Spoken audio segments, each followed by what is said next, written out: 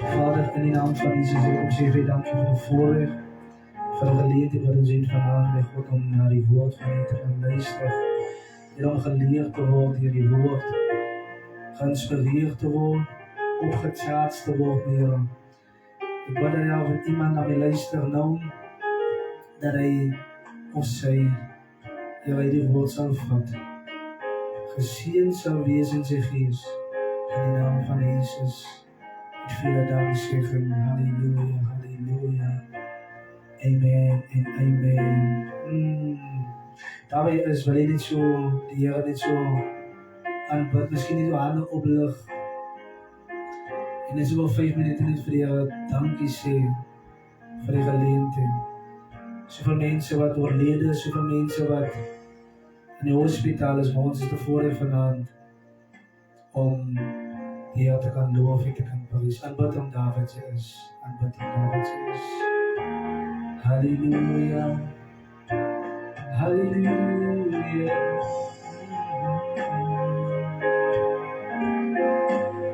Yes, aanbid om.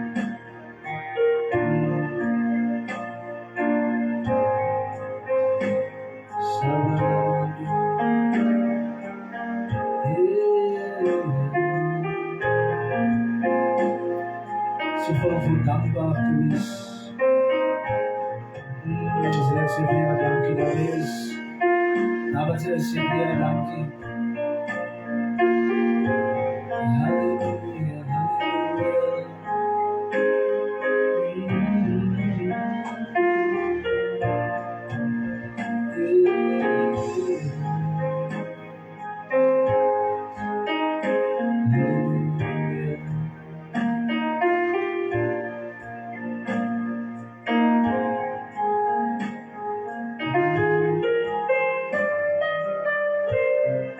Jesus, Jesus.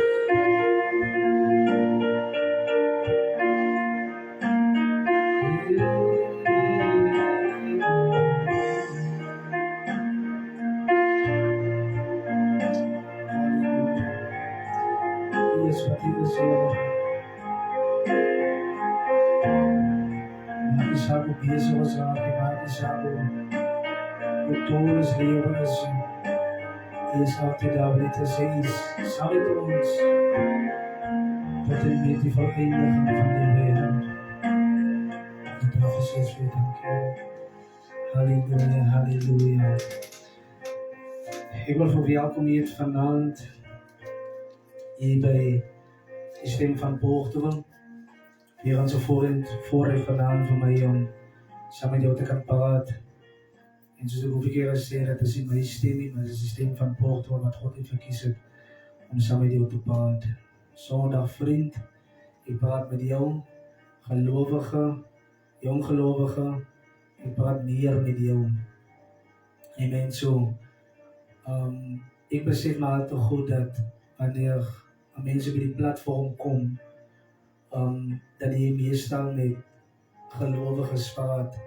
So ek sal die boodskap, sal ek meeste van die tyd, of kom ek sê, meeste van die tyd sal jy van my hoor, as ek praat, dan praat ek met die jong gelowige.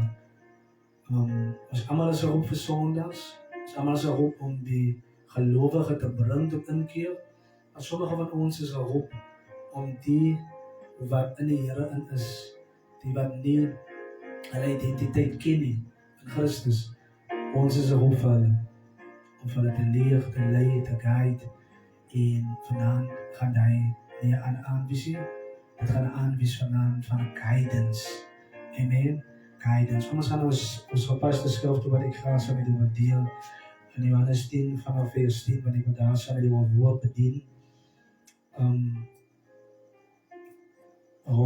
nog steeds rondom die dief. Ek weet, as ek kan seker vir, amper sê, vir 3 maande net door een teks bedien, want daar is soveel in die teks in wat die mense moet kry. Daar is soveel in die teks in wat nie gesien word nie. En dit is buiten die feit dat die Gees van die Here nog vir jou revelation gee rondom die teks. Kom ek sê die kind van die Here, daar is jou wêreldse kennis wat sy het, wat sy kan gebruik om die teks te ontleed. Byvoorbeeld soos hierdie teks wat ons net Johannes 10 vanaf vers 10. Sy kan actually gaan Google en gaan kyk wat beteken dit toe die mense self hier in die teks in die geskiedkundige tyd was. Dan kan sy weer inklim in die teks en in daai tyd. En dan kan sy revelation kry. Dan kan jy revelation kry rondom die verskillende name van Jesus, rondom die plek se naam wat Jesus in was, en alles daai. Dan kan jy revelation kry. Dan kan jy revelation ook kry deur te sê, dat dit is 'n geestelike teks, en dan vat jy dit en sê, dit in vandag se tyd, hoe jy vandag byvoorbeeld dit sien. Dan kan, daai is ook revelation. En dan kan jy natuurlik mos nog wat die beste is revelation kry van die Heilige Gees, oor wat die teks regtig wil sê. Nou daar is baie mense wat al gesê het, dat die teks het verskillende betekenisse. Nou ek stem nie saam met dit nie. Hoekom nie? Want daar is een skrywer. En dan net omdat sy uit die oorlog uit byvoorbeeld gekom het. Maak 'n voorbeeld. Sy kom uit die oorlog uit, dan lees jy hierdie teks Johannes 10 vanaf vers 10, dan lees jy die teks.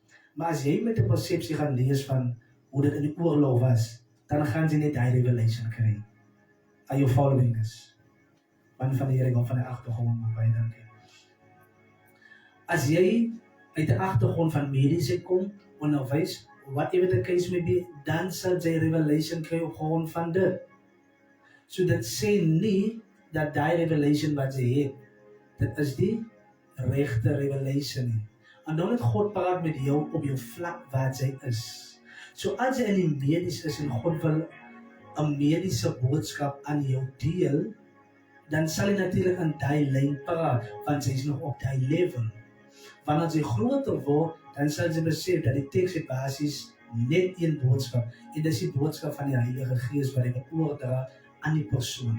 Nou dit is hoekom jy 'n man van die Here nodig het vir die tipe goed man. Come on man.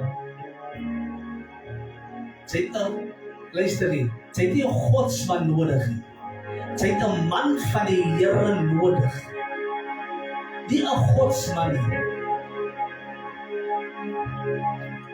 Laat ek nie vir die verskil. Kom ek verduidelik vir jou die verskil tussen 'n godsman en 'n man van die Here. 'n Godsman sou mens beskou in vandag se tyd, dat is 'n bekeerde man. Wat byvoorbeeld 'n kerk lei. 'n Godsman.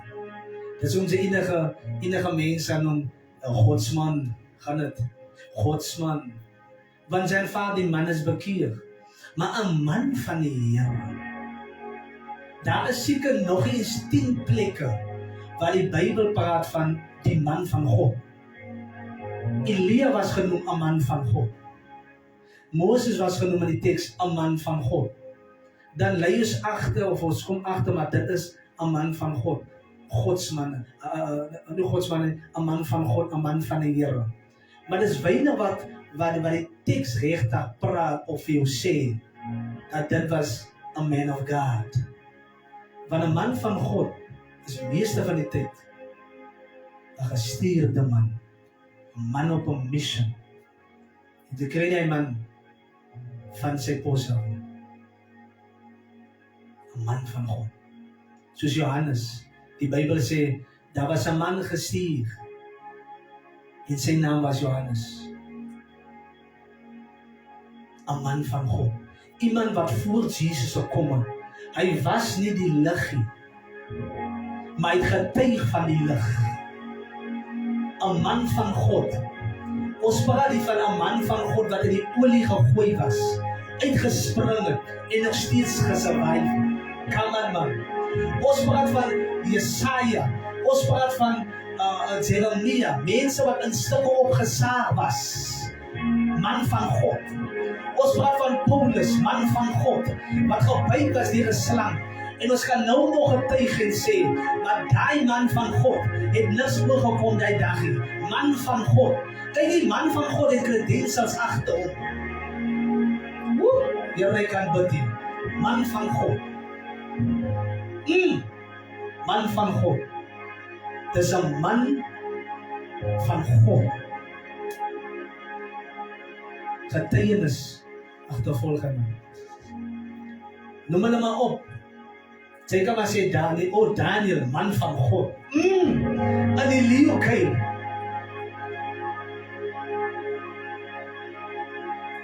Met baie mense sê dat soos nou, nee.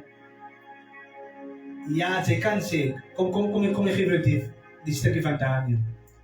Mense sê dat Daniel, ja, die Here het hom bewaar. Ek sal ook so sê in die begin, toe ek bekeer was, die Here het hom bewaar. Maar kom ek gee jou groter revelation. Dis is sodanig die Here wat hom bewaar het. Jesus sê vir die vrou wat in bloedvloed gelei het, wat het vir haar gered? Man van die Here. Hy sê vir haar, jou geloof het jou gered. Met ander woorde, al het sy aan my toon gevat, al het sy aan my vingers gevat, Jesus probeer vir haar sê, al het sy my net gekyk, dit is nie dit wat jou gered het nie. Jou geloof het jou gered. En ek kan vir dit sê, Daniel se geloof het hom bewaar. Van hy het afgestaan van dit wat hy geglo het. So jy kan sê, ja, die Here het hom gered, die Here het hom bewaar. Ons aanvaar dit. Maar wanneer sy bietjie groter word en meer sien deur die Gees, as sy besef, maar eintlik sy gebedslewe. Sy gebedslewe, sy wandelwyse, sy manier van dinge doen in die Godheid, het hom bewaar. Van die dag toe Hiskia, kom ek begin vir jou nader, die dag toe Hiskia siek word, toe hy nie gesê, Here, help my, ek wil gesond word, en die Bybel sê, hy het sy gesig na die muur toe gedraai, en het gesê, Here, my God, hy het gesê, Here, dink tog aan die dae. So wat het hom gered, wat het hom gesond gemaak? Die feit dat hy in God se akker was en geleef het, soos wat God wou gehad het, hy moet leef, dit het gemaak, dat God nie anders kon gemaak om te sê, dat brother, ek weet, ek het gesê, jy moet vir jou klaar maak, en jy gaan nou dood, jy moet jou huis in orde kry. Ek weet, ek het dit gesê, maar terwyl sy in die muur daai van my gesê het, toe kon ek nie anders as om weer van my profeet te sê, maar gaan terug na Hiskia toe, en sê vir hom, maar 15 jaar is bygevoer, by sy lewe. As ons lewe maar net in orde is, dan kan ons 'n request aan God stuur en sê, Here, ek het dit gedoen vir U. Here, ek het so gewandel vir U. Here, ek het so vir U aanbid. Jy het goed agter jou naam, goed agter jou CV, sodat jy kan sê, Here, ek behoort hierdie werk te kry. Nie daai van, Here, jy wil dit werk en dan vra die Here, nou wat het jy nog gedoen vir my? Dan kan jy niks eens sê wat jy kan doen het vir die Here. Come on. Jy kan niks, daar's geen credentials van jou as 'n vrou van God nie. Daar's geen credentials vir jou as 'n man van God nie. Daar is niks.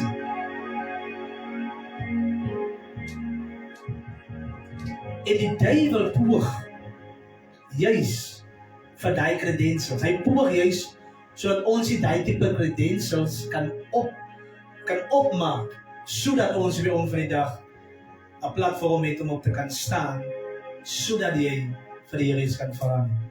Hy boldness kan hê om vir die Here te kan vra.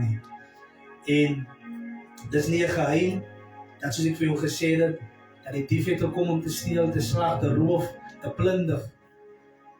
Maar die Here het gekom om te lewe, te gee, lewe in oorvloed. Halleluja, halleluja. En die dief kom juis in die helm van die Gees, sodat dit kan manifesteer in die vlees.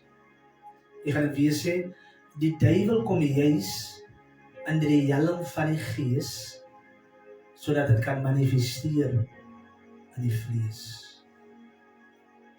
Vanaand wil ek jy mooi na my luister, want ek gaan 'n woord saam jou bedien oor die verskillende realms van die vyand. En ek gaan probeer om dit so min as moontlik te hou, sodat jy kan verstaan hoe die vyand beweeg. Nou die preek nou is nie om die duiwel te expose en te sê dat jy weet nou wat sy taktieke is, dis wat jy veg teen hom. Nee, ons gebruik nog altyd die woord om te veg teen hom. So jy hoef nie later uit te gaan vind en navorsing te gaan doen die hele tyd oor hoe die duiwel operate sodat hy hom kan defeat. Nee, die woord het die hoogste gesag. En as jy die woord het, dan kan jy hom defeat. Jesus het dit self vir ons gewys, terwyl na die 40 dae gefase, hy het nie die woord gebruik. Daar staan geskrywe, en later het hy gesê, daar is gesê. Daar staan geskrywe, daar is gesê. Johannes 10 vanaf vers 10. Wanneer wat sê die Bybel neem, hoe die woorde oplet. En ek wil hê, as jy 'n memo-pad het, as jy kan skryf neer. Die Bybel sê vers 1, Johannes 10 vanaf vers 1. Die Bybel sê, Voorwaar, ek sê vir julle, wie nie by die deur inkom nie, wie nie by die deur in die skaapstal ingaan nie, maar van 'n ander kant af inklim, hy is 'n dief en 'n rower. Nou ons lees in vers 10 net van die dief, maar die Bybel sê, hy is 'n dief en hy's 'n rower.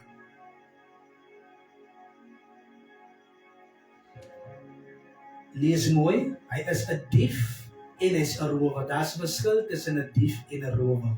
Die dief is die een wat in die skelm te steel.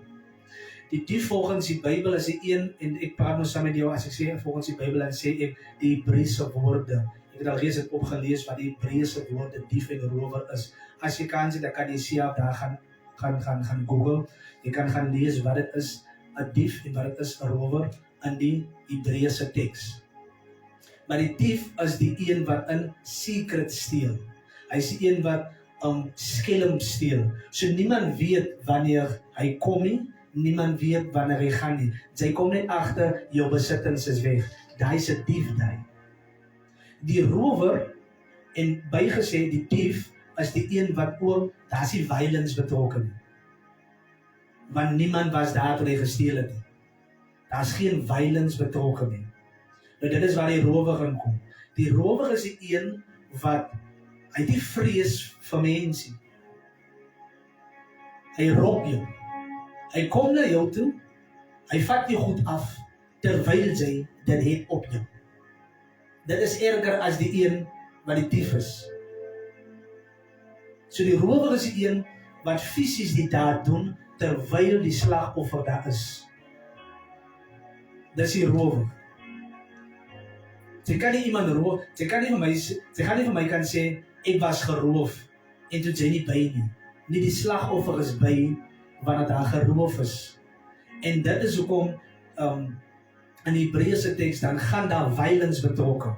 Want die slagoffer, of soms beklei terug, of soms, daar's 'n striweling tussen die rower en die slagoffer. Amen? Nou die Bybel praat hiervan, as die dief wat gekom het, of kom ek sê, die een wat nie by die deur inkom nie. Die Bybel sê dat Jesus sê, dat as hy nie so inkom nie, en hy kom van 'n ander kant af, dan is hy 'n dief en hy is 'n rower. So hy steel net skelm nie, hy is daar terwyl die slagoffer daar is. Dis een ding om 'n dief te wees. Die duiwel is hom sleg nie. Dis een ding om 'n dief te wees. Dis een ding om 'n rower te wees. Maar die Bybel beskryf hom as 'n dief en 'n rower. Met ander woorde, hy steel skelm van jou, en terwyl jy nog sien, terwyl jy nog bewus is hy besig om jou uitmekaar uit te maak. Of in jou liggaam is, of in jou besittings is, of in jou geloof is wat hy vat, hy roof jou, hy steel jou. Die duiwel is sleg. Wat's die? Die dief wys dat hy vrees, of die element van die dief daar is vrees betrokke by hom. Want dit is hoekom hy skelm te steel. Hy is bang vir die mens. Daar is vrees in hom. Hy is bang vir die mens. Die ander een wat die rower is, hy sê, daar is nie vrees in hom nie. Want dit is hoekom hy vir jou net so kan roep.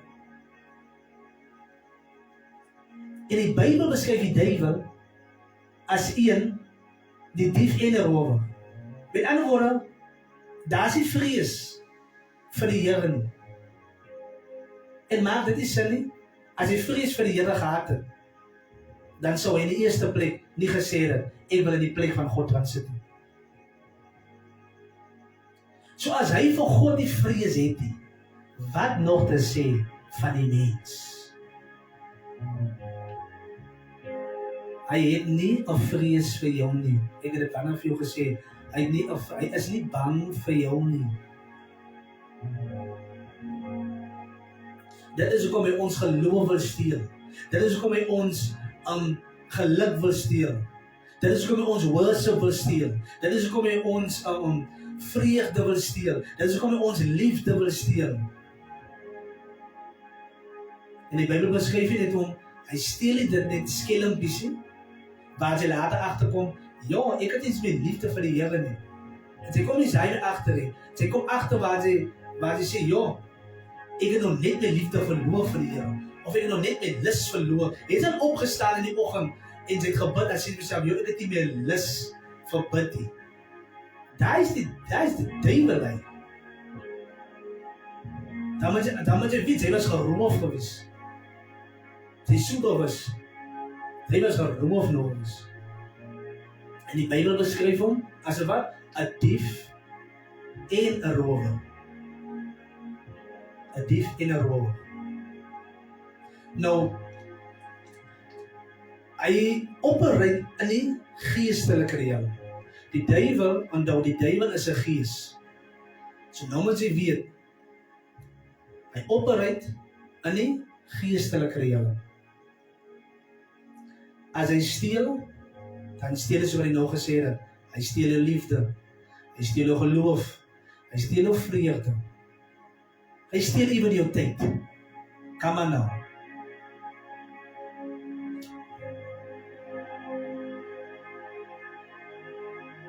Daai is seker die grootste ding wat hy wil steel van jou. Maar as jy nie kan regkom met dit, dan steel hy jou tyd.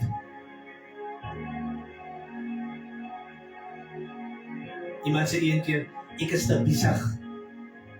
Ja, die duiwel steel jou tyd. Ek het nie nou tyd vir dit nie, ek het nie nou tyd vir daai nie, ek is te moeg vir dit. Die duiwel is 'n dief en 'n rower. Hy is besig om jou tyd te steel en jy weet eens daarvan nie.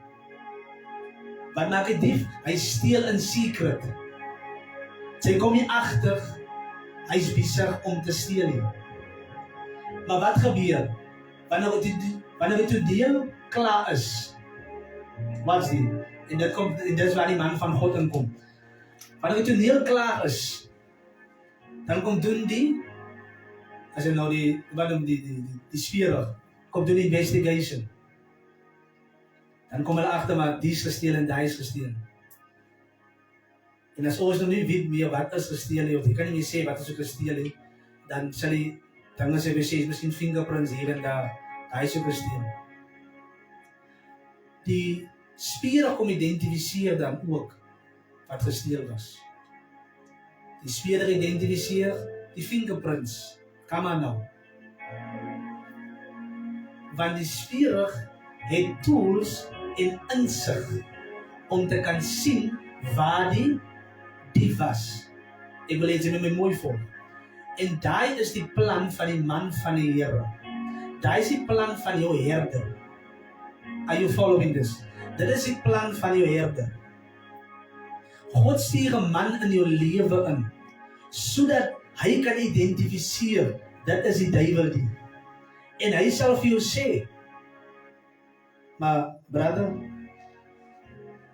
dit is die duiwel die. Jou herder sal vir jou sê, man van die Here, die duiwel is besig, want hy sal nie self agterkom. Die tyd dat hy agterkom, as hy ooit gaan agterkom, dan is dit klaar neesie verby.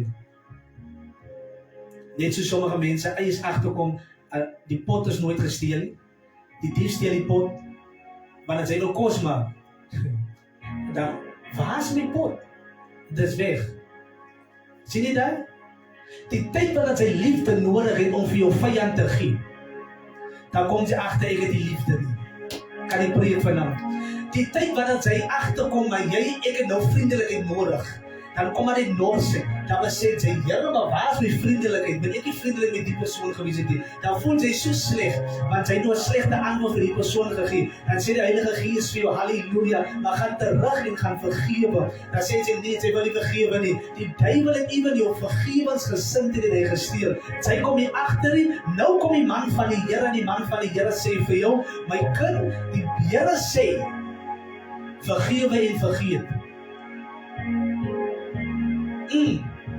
Want sy het nie self agtergekom nie. Want dis die taktiek van die vyand.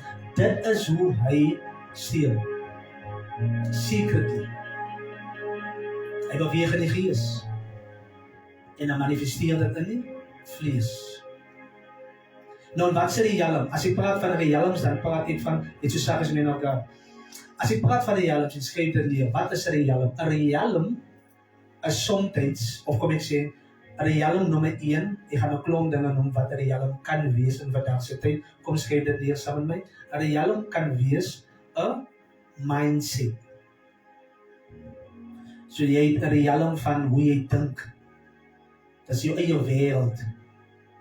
En mense kan nie verafgee van daai mentaliteit af van of jy het so groot geword. Jy dink byvoorbeeld 'n sekere manier as gevolg van jou verlede. Jy dink as gevolg van iets wat met jou gebeur het. Hoe dit ook al sê, die mindset het jy en niemand kan jou daarvan afheen. Daai is jou realm daai. Jy kry byvoorbeeld mense wat net glo, maar die ding is nie van my nie. Hierdie beroep is nie van my nie. Al is hy geroep vir die beroep. Al is hy gifted vir die beroep. Nee, maar dit is nie vir my nie. Jy kry mense byvoorbeeld wat kos maak, lekker kan kos maak. As jy nou vir hulle sê, kom maak vir my, dan sê hulle, nee, kos maak, ek maak nie kos vir klomp mense nie. Maar jy maak die lekkerste kos. Jy het nie die mindset van, ek kan nie vir klomp mense kos maak nie. Hoe kan jy nie vir klomp mense kos maak nie? As jy vir 1 persoon kan kos maak, kan jy vir 2 persone kos maak, die ingredients maak jy nie met 2. En dan kan jy maar 4 mense kos maak en kry nie maar met 4. Wat is die verskil daar? Maar jou mindset is van so aard. Even jy wat nou na my luister, jy wat nou na my luister en presies in die benadering is van ek maar en vir jouself sê, maar ek maak nie vir klomp mense kos, ek kan nie kos maak vir 3 mense. Even jy jouself sê nou, terwyl jy na my luister, nee, hy man praat die regte goed hier. Hoekom nie? Want jou mindset is nog steeds die realm. So as sê mense wat vir jou, niemand gaan dit vir jou oorreed nie. En dalk is jy geroep om die sef van Paul te word te wees. Maar jy leef in die realm van ek kan nie vir klomp mense kos maak. So dit is 'n mindset. Die tweede realm kan wees die fisiese realm en die geestelike realm. Byvoorbeeld, daar is mense, net so sê as men elkaar, daar is mense wat mos nog gesterf het. En hulle leef, hulle leef in die realm van dood. Want volgens ons wat hier lewe is, hulle mos nog dood. Maar hulle lewe toch daar. Hulle beweeg rond daar. Of in die hel is of in die hemel is, maar hulle leef in die realm van dood. Volgens ons is hulle dood en volgens hulle leef ons in die realm van die lewe. Are you following this? So daar is nog, dan is daar ook 'n realm daar. Daar is ook 'n wêreld. Dan kry ons die kennisrealm. Of kom ek sê die realm van velde. Soos byvoorbeeld die medische wêreld. Ons noem dit die medische wêreld. Ons noem dit die gerechtswêreld. Sien jy dit? So jy kry die realm ook. Waar jy net in die area is. Is dit in die area? In al hierdie areas wat jy nou genoem het. Miskien is daar meer, ek weet nie. God wys my net die 3. Dalk is daar meer, maar binne in die realm wat ek nou genoem het. So ek het die realm van die mindset realm, gedagtes, dan kry jy die fisiese en die geestelike, waar ons praat van, dis die fisiese realm, fisiese wêreld, die geestelike wêreld, dan het ons die kennisrealm, of die veld, kennisveld, alles het noem. Amen? Die duivel operate of poog om in al die velde te operate. Hy poog om in al die realms te operate.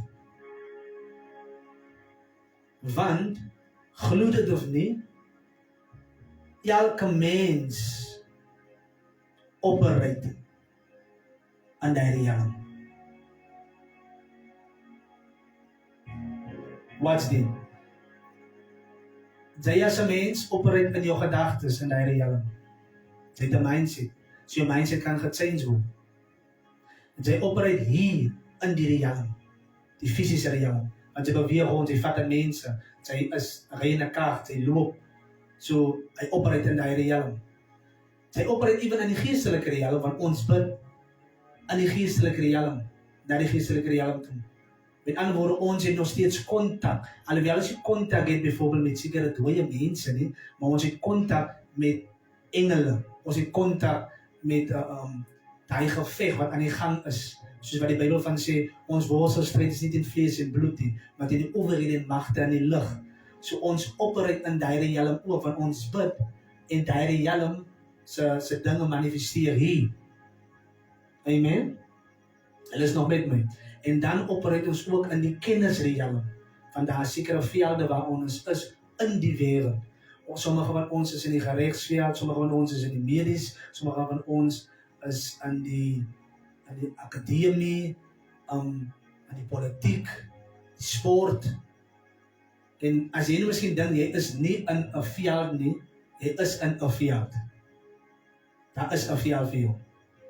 Daar is jou eie, waar jy ook al is, as jy nie 'n weg even een het nie, Wat's die? As jy die oggende opstaan om 'n weg om te gaan werk, sodat jy in die veld gaan visie, in die realm gaan visie, dan as jy by die huis, en selfs by die huis, gaan daar gepaard met kennis, skoolgoed was, whatever the case may be, jou huiselike take, selfs die boemelaag is in sy realm, in sy kennis, in sy veld.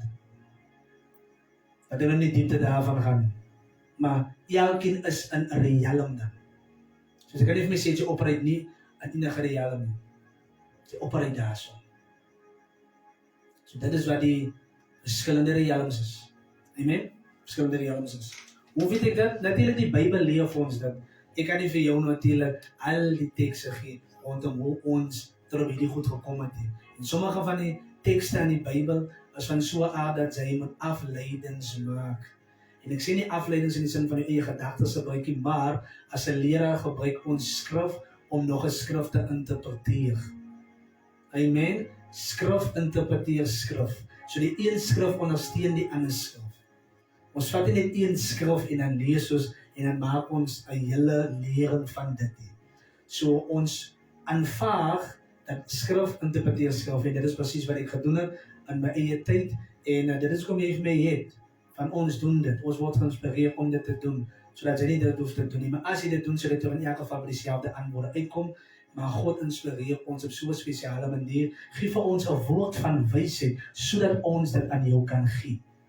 En dan net almal is geroep as leraars, almal is geroep as herders, almal is geroep as apostels, so God gee vir ons credentials, en jy moet dit aanvaar, dat dit is 'n man van die Here, ek glo in hom of ek glo nie in hom nie. As jy nie aan ons glo nie, fine, so be it. Dit sal nie van ons minder maak as wat God vir ons geroep het nie. En dit is ook ek vir baie van die manne van die Here altyd sê, manne van die Here, jy het nie 'n titel nodig om te operate nie. Jy het nie 'n titel nodig om te operate nie. Amen? So daar is credentials wat saam met ons gaan en ons operate so met die credentials. Dit is hoe ek vir jou vanaand kan sê, dat wanneer die duiwel so operate, die Gees van die Here inspireer my om dit vir jou vanaand te sê, hy operate in die vlakke. Hy operate in die vlakke. En op 'n versigtig wees.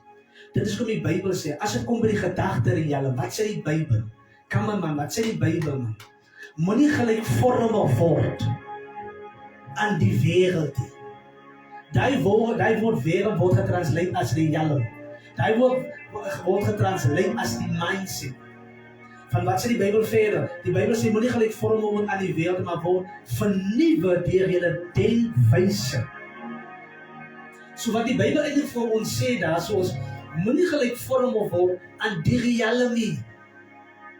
Moenie gelykvormig word aan die wêreld nie. Moenie gelykvormig word aan die manier van hoe mense dink en hoe mense operate in die wêreld nie.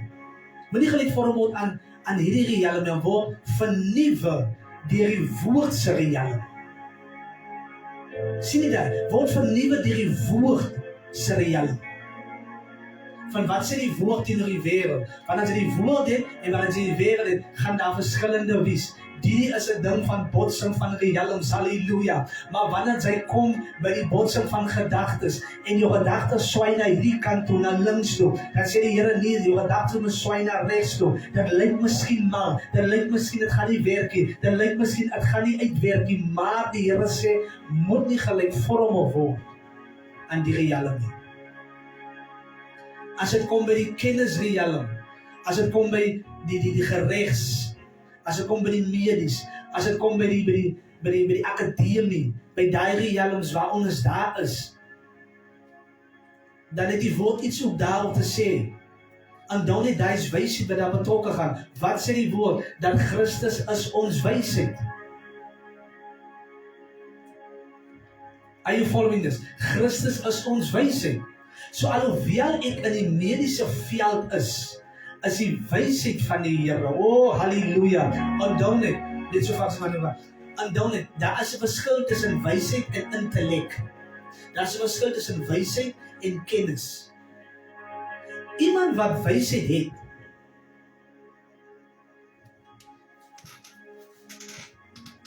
laat dit dan net dis volgende wil. Kom ons praat oor Elders. Van, daar sal jy nou weet nou. Ons praat die, kom ons noem die woord, die elders.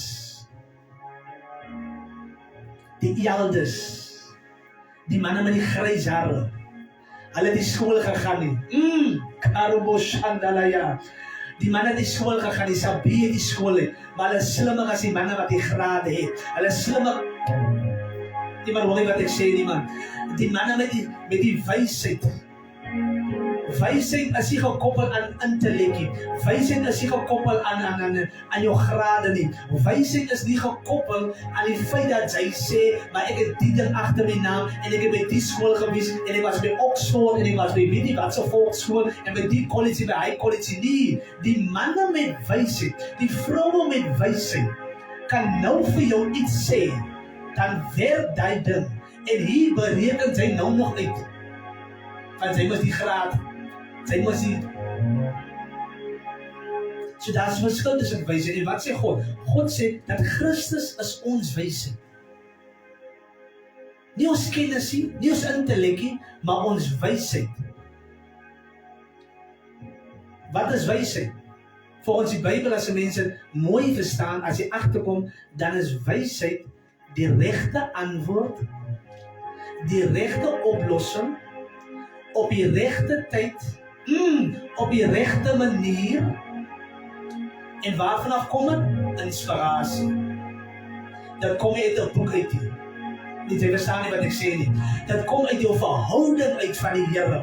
Van God sê vir jou, kyk jy, dat die wiel wat jy nou moet ry, die nuts is los. Dan kom sy self, dan sê sy, maar die man wat nou die nuts reggedraai by die garage, hy het hom 10 keer reggedraai, want hy is 'n gekwalifiseerde mechanic. Maar dan sê die Gees van die Here vir jou, nie my klomp, die nut is los. Dan sê sy nie, sy word gewoon 'n slompies, dan sê sy nie, maar die gekwalifiseerde man het hom styf gedraai. En dan voel sy ook, hy is styf gedraai. Maar weet jy wat, binnekant is daar net so een draaitjie los. Halleluja. En dit is die Gees van die Here wat jou so kan inspireer. 3 meter ver, dan pas hy wiel. 3 meter ver, dan rol jou kar. Hoekom? Van iets wat God gesien het vooruit, iets wat God gesien het, wat God jou inspireer met wysheid. Dat kan nie opweer met die wêreld so wysheid nie. Dis gaan wonder die Bybel sê dit self, halleluja, dat die wysheid van die wêreld is dwaasheid. As dwaasheid in die aangesig van die Here.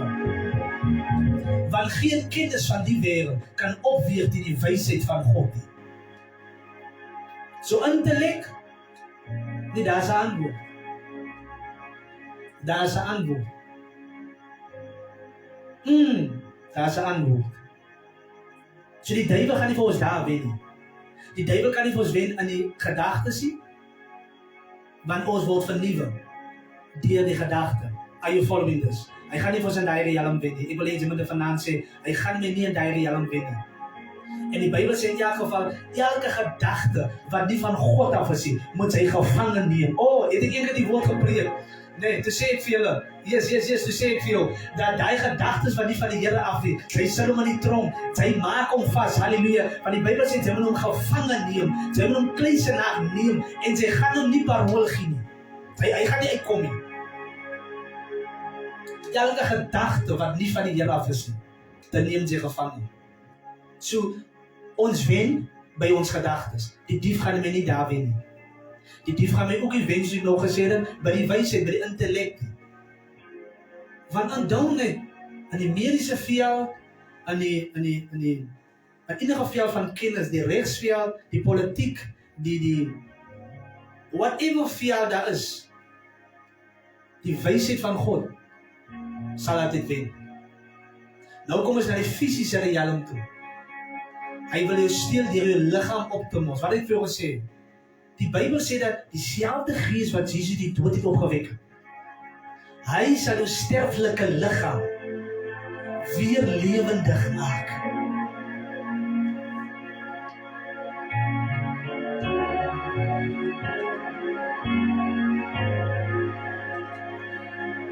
Ek het een keer die woord gepreek vir iemand wat kanker het. Die vrou was in die bediening gewees, sy het kanker gehad. Die vrou was op haar laaste, van haar hare is uitgeval. Ek sien dit nog soos daglig. Hare was geknip gewees, hare was besig om uit te val. Hier in Portland. Ek preek uitdag die woord aan haar. En dan net, omdat ek weet waar my salwing lê as 'n leraar, waar my krag lê, toe wou ek nie vir haar gebid het, want ek weet dat ons as leraar, ons salwing lê in die opdrag en in die woord wat ons gee. So wanneer God vir ons die woord gee, ons gee dit aan die mense, is altyd 'n woord van opdrag. En dan as die mense dit doen, dan werk dit. Want dit is waar die salwing lê. Ek sal ook kan bid, ja, reg genoeg, as jy glo, dan glo, as jy nie glo nie, dan sal dit nie werk nie. Maar die opdrag wat uit my uitkom, omdat ek 'n leraar is, sal dit altyd werk. I'm telling you now. Dis wat jy weet, hy is 'n man van God, dis wat jy weet, maar daar is 'n leraar dan. Credentials. En ek bid, en ek bedien die woord van die vrou. Die vrou is op haar laaste, hare vat uit, sy is besig met chemo. En as klomp pille en goed wat sy drink. En sy begin los uit pille. Sy sê, haar liggaam is, het kan nie meer nie. Ek sê vir jou, nadat ek die woord aan haar bedien het oor die gees van die Here wat haar liggaam, haar sterflike liggaam weer lewendig gaan maak. Ek sê vir die vrou spring op, die vrou doen wat die man van die Here sê, en die vrou lewe vandag nog 'n gesonde lewe. Kanker is weg.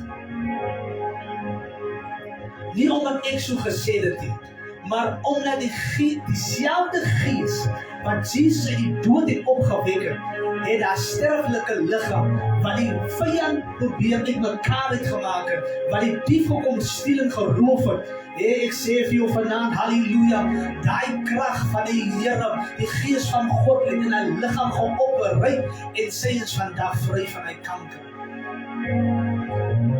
Dit is wat dit is. Hy het nie vir haar gewen in die gebied nie. Die Here seën hy vrou as die vrou luister na die live, halleluja, deur jou getuienis.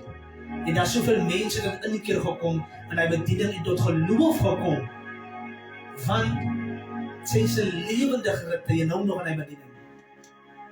Die Here gaan nie toelaat om die bediening se naam te noem nie, en die vrou se naam te noem vanaand nie.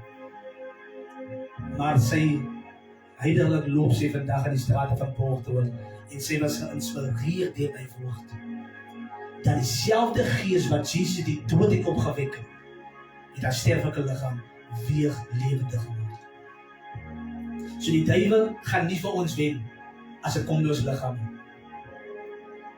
Sy bestraf die hoë bloed, sy bestraf die suiker, sy bestraf die kanker, sy bestraf die koppyn, sy bestraf die geld, sy bestraf, Here, ek kan bid, die man van die Here wie saam met my vanaand, sy bestraf dit in die naam van die Here, sy bestraf dit, sy bestraf die koors, moenie wag dat die koors oorslaan na koppyne toe nie, sy bestraf die koors so Jesus op die by Petrus se skoonmaag gewys het.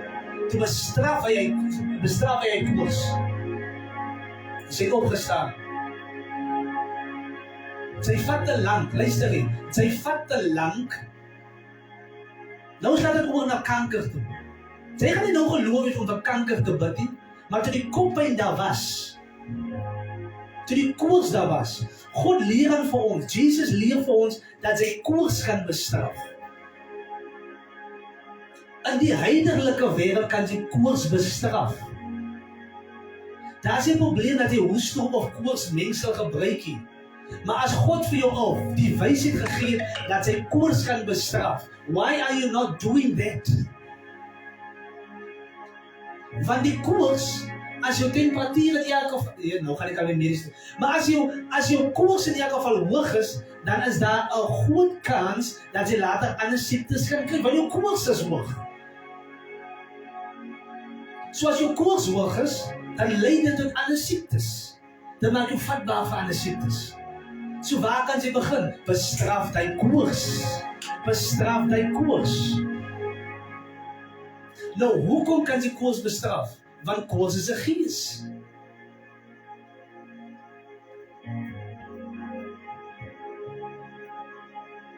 Nee, wacht, jy kan sê dat die koors is 'n gees. In my naam sal hulle wat maak? Koors uitdryf. Nee, dis die Gees wat die koors bring.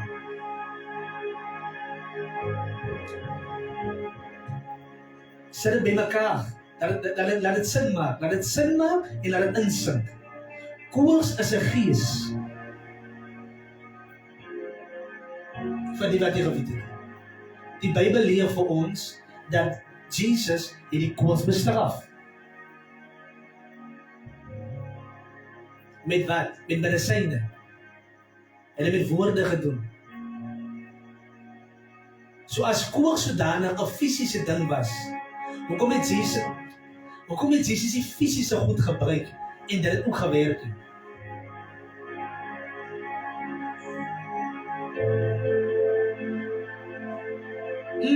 Laat het insink. Laat het insink. Orals, luister weer, dit is saam met mekaar. Kom ek sê vir jou team. Orals wat Jesus woorde gebruik het om gesond te maak, orals wat Jesus woorde gebruik het om te praat mee, something happened in the spirit. Dit is 'n geestelike ding wat Jesus met gedeel het.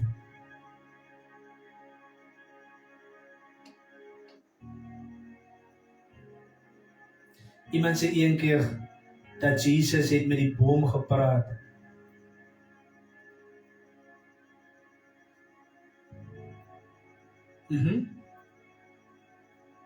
Sy kan seker so sê. Maar kom ek gee vir jou die revelation. Jesus het die boom bestraf, is ek reg? Maar kom ek sê vir jou die Gees, daar sien ek iets baie dieper. Jesus daarna met die boom gepraat het. Hy het met die Gees van die boom gepraat. Hoekom sê ek dit? Jesus, en nou my baie mooi luister. Dit was 'n watse boom? 'n vrye boom. Jesus sal kom, dus daar die vye nie. Dit was 'n vrye boom.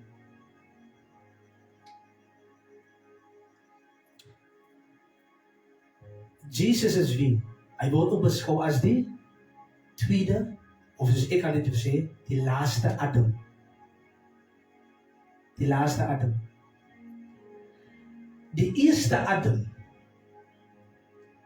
het die blare van die vrye boom gebruik nadat hy gestraf was, gesondig het, sy oor opgegaan was, sy oor opgaan. Toe gebruik hy die blare om homself te bedek. Volg my mooi. So hy beskerming van die blare gehad as 'n sondige man. Geeste gaan nie dood nie. Nee? Daai selfde Gees kom in die Nuwe Testament en bied hy sarkasties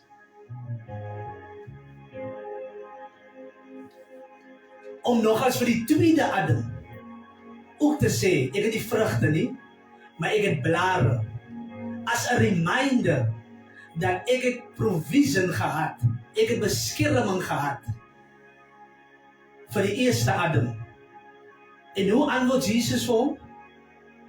Niemand, omdat jy nie vrugte het vir my nie, en jy vir my wil aanbied wat die eerste Adam, gevalle Adam, wat jy vir hom aangebied het, jy wil vir hom beskerming aanbied, jy het vir hom blare aangebied, jy sê gemaak dat hy beskerm word. Nou wil jy vir my, ek is mos nie 'n sondige mens nie, ek is aan Jesus, ek is God, en jy gaan nie jou blare vir my kom gee, om vir my te kom bedek nie, jy gaan vir my vrugte gee, en nou is hy sarkasties, ek wens ek was in hy gesprek gewees, want het voel vir my, ek was in die spirit daar gewees. Luister in, en hierdie boom het die vermetelheid om blare aan te bied vir die seun van God as 'n teken om te sê, sy is sonder beskerming. Oh no, I'm not gonna let that happen, sê Jesus.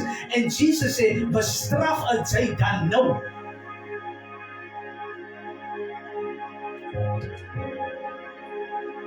Want hy gees wil vir Jesus iets aangebied het.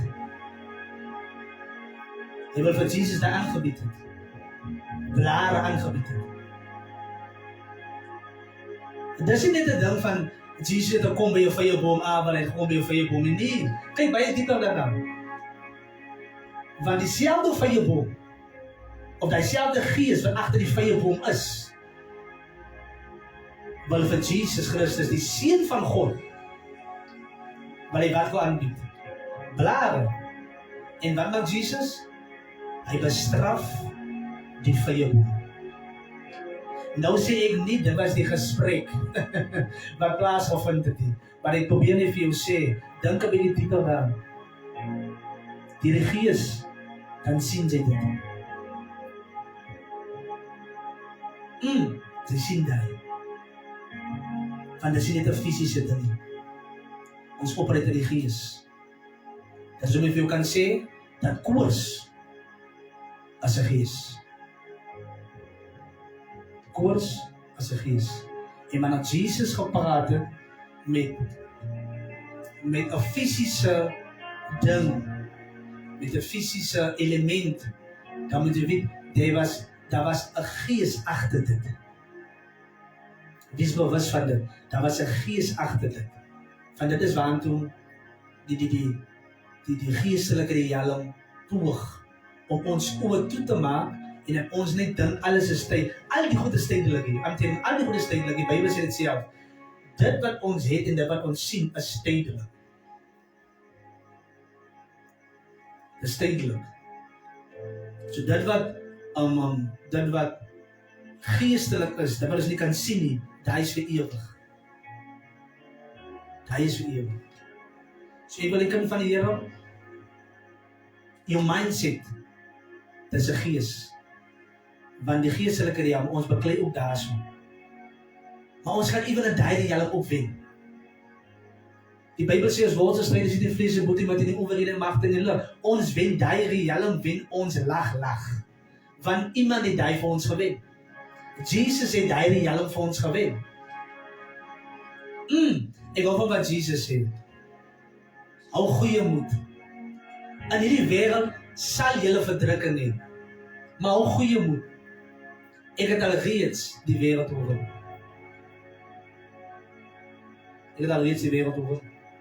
Jesus het aan die kruis gesterwe, in die geestelike riem gegaan, die sleutels van die dood, van dit is al mag. Luister, dit is al mag wat die duiwel ooit kan hê of gehad het teenoor die mens.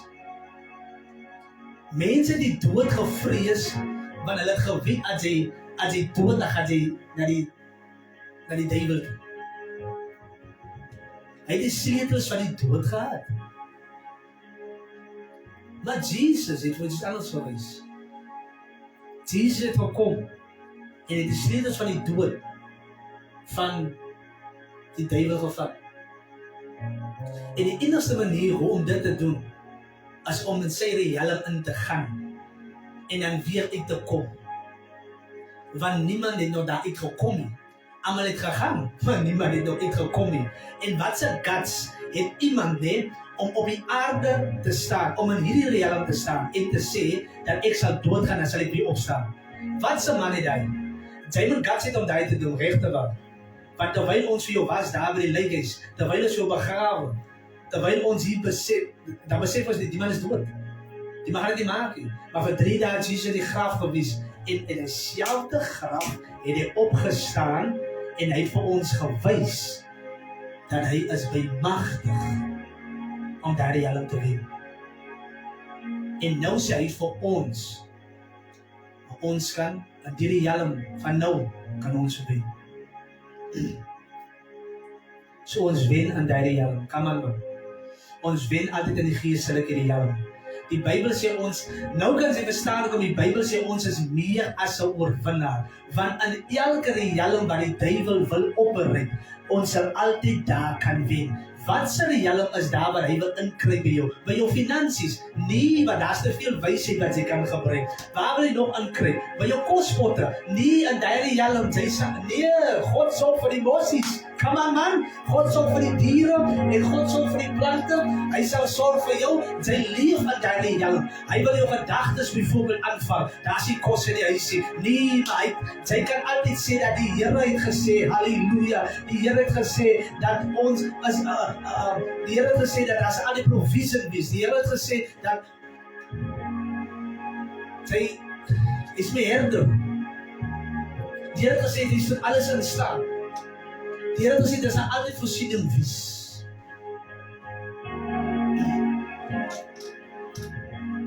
Ek glo aan. Ek leef in 'n riem, luister jy. Ek leef in 'n riem waar ek glo daar sal altyd voorsiening wees. Hoekom? Want God het voorsien. Jy kan nie die koortjie wil sing.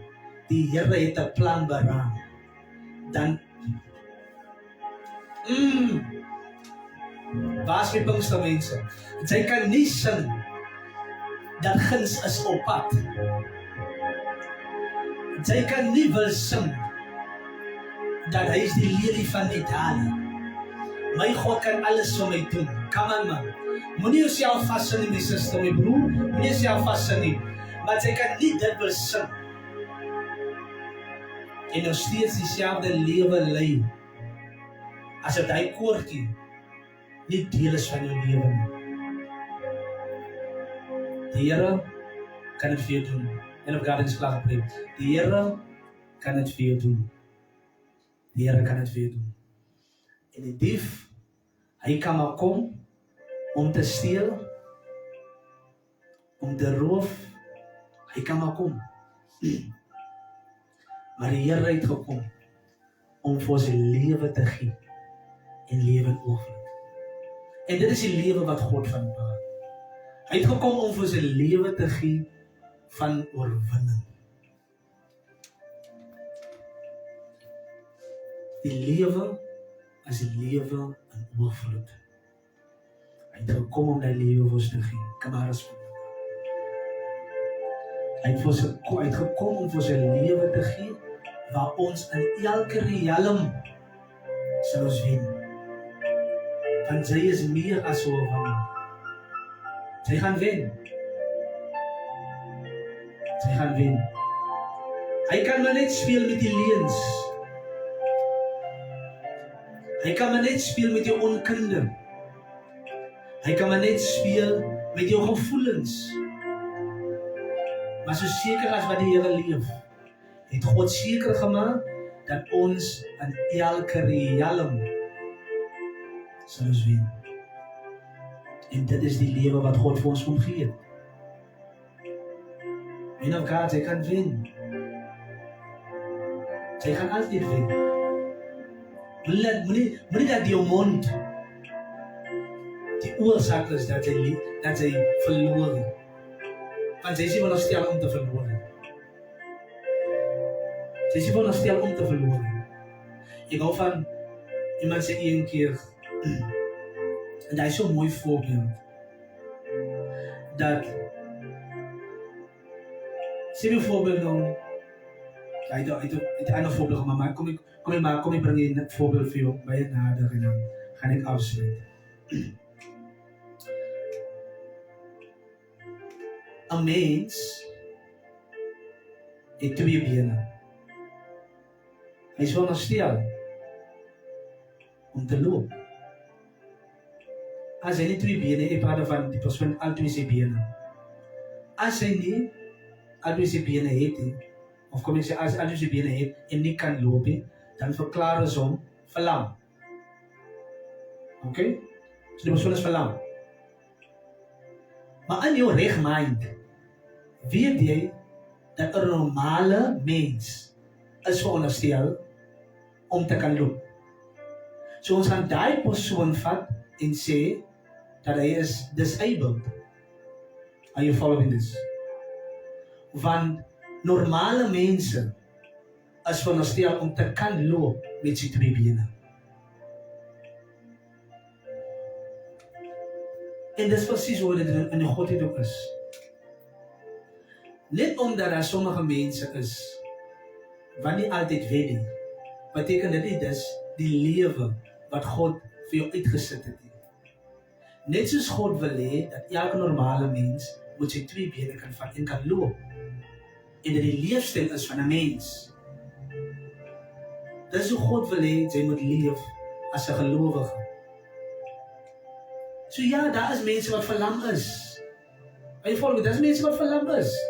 Maar net omdat mense verlam is, beteken dit nie ons gaan nou sê, maar almal is verlam nie. Want daar is sommige mense actually wat 2 bene het en normaal loop.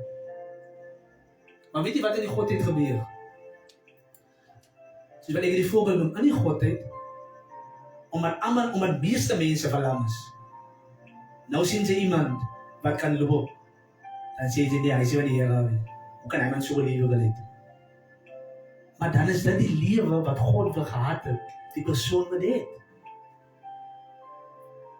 So God wil hê ons moet 'n oorwinningslewe hê, elke dag 'n lewe van oorwinning in alle areas in alle areas en in alle realms waar die dief wil kom om te steel en te roof. Hy wil hê ons moet wen, altyd. Ons is veronderstel om te wen. Dis hoe die film afspeel. Dis hoe ons veronderstel om te wees. Maar net omdat sommige mense nie elke dag wen nie, want ons nie na hulle kyk en sê, maar wat, dan kan ek seker nog nie wen in die area nie. Want daar's mense wat glo dat God kan vir jou deurkom in die ene realm, maar hy kan nie glo dat God vir my in 'n ander realm kan deurkom nie. Hoe moeilik is dit vir God om jou mindset te verander, dat jy kan geld by hom kry, maar jy kan nie gesondheid by hom kry nie.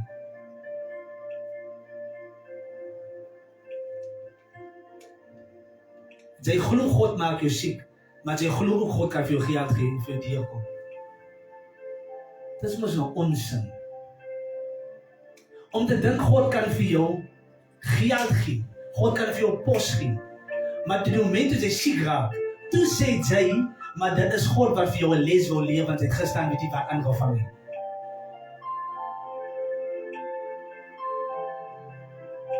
God wil hê ons moet in alle areas.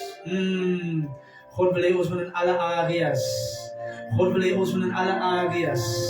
In alle areas, in alle areas, in alle realms, in alle areas, come on church, in alle areas, in alle areas, in jou gedagtes moet jy wen, in jou liggaam moet jy wen, in die gees moet jy wen, in die veld waar jy is moet jy wen, jy sal altyd wen, jy sal altyd bo uitkom, want hoekom, jy is 'n kind van die Here, jy het nie die agtergrond, halleluja, nodig nie, jy het nie duiding nodig nie, jy het nie die wysheid nodig nie, God kan jou gebruik in die veld, God kan jou kies uit die omstandighede uit, God kan voorsien, God kan vir jou deurkom, halleluja, weet jy hoekom?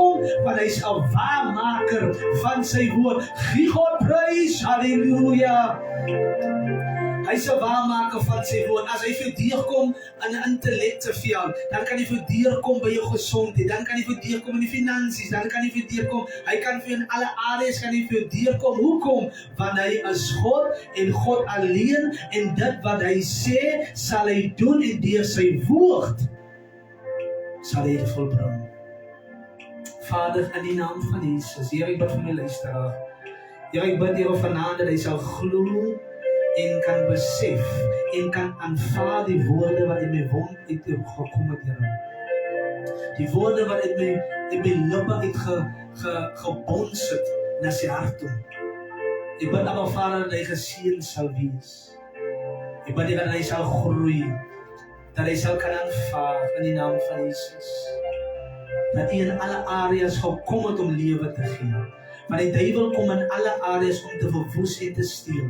So ek weet hy het in alle areas gekom om lewe te gee. Lewe in finansies, lewe in intellek, lewe in politiek, lewe in die rugbyveld, lewe in jou werksplek, lewe in jou gedagtes, lewe in oorvloed, halleluja, in die pos wat jy is, lewe in jou koskaste, lewe in jou liggaam, gesondheid in jou liggaam, lewe en lewe in oorvloed. Ek weet dat die besete vanaand met alles wat binne my binneste is, Here.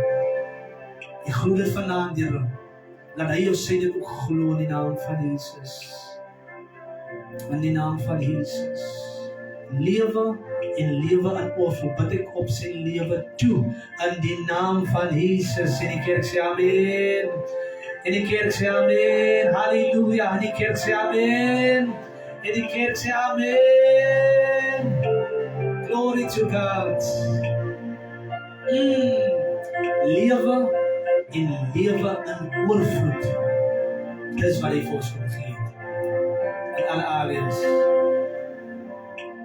The devil is a liar. Wanneer hy vir lieg het. Sy gaan wen en sy sal wen. Sy is veronderstel om te wen in alle areas. The devil is a liar. Val die woord en hardloop aan my. Tot ons mekaar Sondag sien. My naam is Lewa Titus. Amen. Hallelujah. God bless you.